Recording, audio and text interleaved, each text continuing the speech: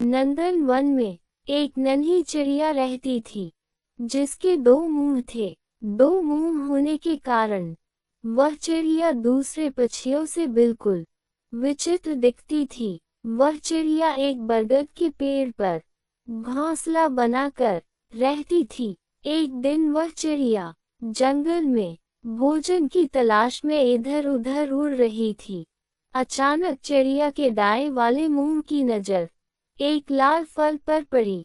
देखते ही उसके मुंह में पानी आ गया और वह तेजी से वो लाल फल खाने को आगे बढ़ी। अब चिड़िया का दायां मुंह बड़े स्वाद से वो फल खा रहा था। बायां मुंह बेचारा बार बार दाएं मुंह की तरफ देख रहा था कि ये मुझे भी खाने को दे, लेकिन दायां वाला चुपचाप मस्ती से फल खाए जा रहा था। अब बाएं मुंह ने दाएं वाले से प्रार्थना की कि थोड़ा सा फल खाने को मुझे भी दे दो। तो इस पर दाएं मुंह ने गुस्सा दिखाते हुए कहा कि हम दोनों का पेट एक ही है, अगर मैं खाऊंगा तो वो हमारे पेट में ही जाएगा। लेकिन उसने बाएं वाले को कुछ खाने को नहीं दिया। अगले दिन चिड़िया फिर से जंगल में खाने की तलाश में उड़ रही थी। तभी बाएं मुंह की नजर एक अद्भुत फल पर पड़ी जो बहुत चमकीला था। वह तेजी से उस फल की तरफ लपका।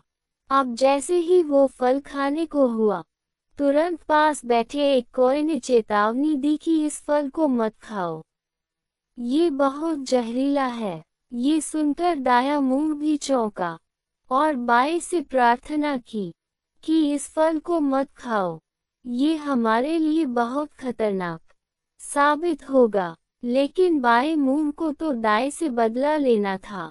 उसने एक ना सुनी और चुपचाप वह फल खाने लगा। कुछ ही देर में चिड़िया का शरीर मृत होकर जमीन पर गिर पड़ा।